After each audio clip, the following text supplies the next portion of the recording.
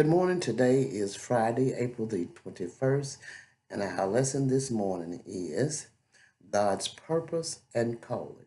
And our lesson is coming from Romans, the 8th chapter, the 26th verse through the 30th. And the scripture lesson text read, Likewise, the Spirit also helpeth our infirmities, for we know not what we should pray for as we ought. But the Spirit itself maketh intercession for us with groanings which cannot be uttered. And he that scarce searcheth the hearts knoweth what is the mind of the Spirit, because he maketh intercession for the saints according to the will of God. And we know that all things work together for good to them that love God, to them who are called according to his purpose, for whom he did foreknow, he also did predestine to be conformed to the image of his Son, that he might be the firstborn born among many brethren. Moreover, whom he did predestinate, them he also called, and whom he called, them he also justified, and whom he justified, them he also glorified.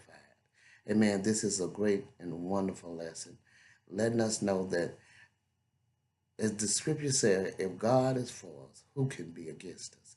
It said in the 27th verse, and he that searches the heart knoweth what is the mind of the Spirit, because he maketh intercession. The Holy Spirit maketh intercession for his saints, for the saints of God, according to the will of God. And he knows that all things work together. We know that all things work together for those who love God.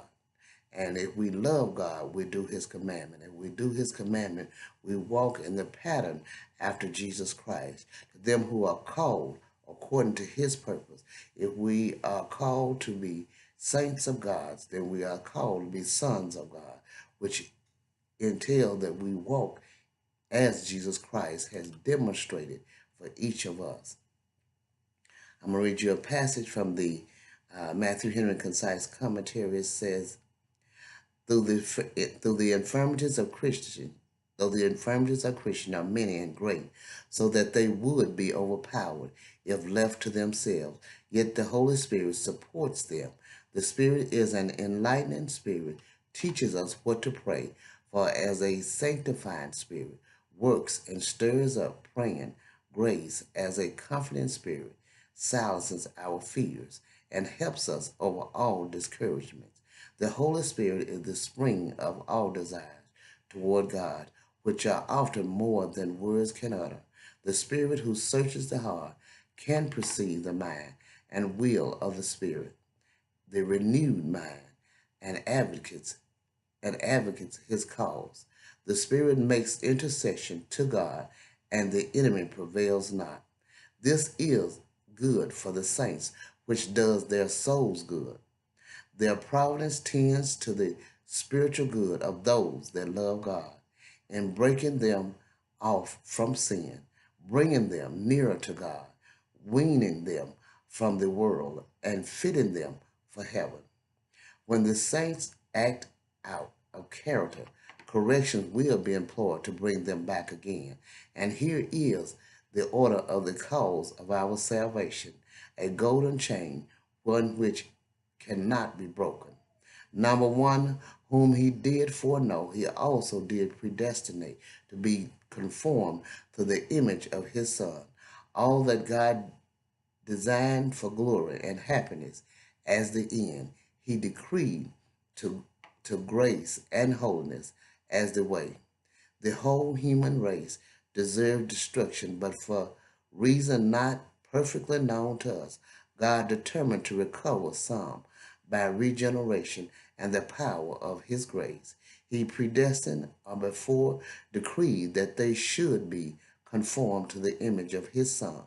In this life, they are in part renewed and walk in his steps. Whom he did predestinate, them he also called.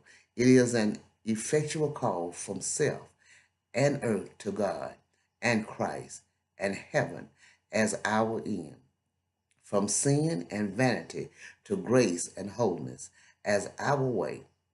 This is the gospel call, the love of God ruling in the hearts of those who once were enemies to him, proves that they have been called according to his purpose. Whom he called, them he also justified. None are thus justified but those that are effectually called. Those who stand out against the gospel, call, abide under guilt and wrath. Whom he justified, them he also glorified. The power of corruption being broken in effectual calling, and the guilt of sin removed in justification. Nothing can come between that soul and glory. This encourages our faith and hope. For as for God, his way, his work is perfect. The apostle speaks as the amazed and swallowed up in admiration, wondering at the height and depth and length and breadth of the love of Christ, which passes knowledge. The more we know of other things, the less we wonder, but the further we are led into gospel mysteries, the more we are affected by them. While God is for us and we keep in his love, we may, with holy boldness, defy all the powers of darkness. Amen. This is a great and wonderful lesson that we have this great opportunity to be sons of God and heirs and joint heirs with Christ. It's a blessing that we have this opportunity, and we must walk and follow after Jesus Christ, our teacher, our guide. We must do his will. That is not a choice if we want to be one of his children. I pray that you meditate on this wonderful lesson, and y'all have a blessed day.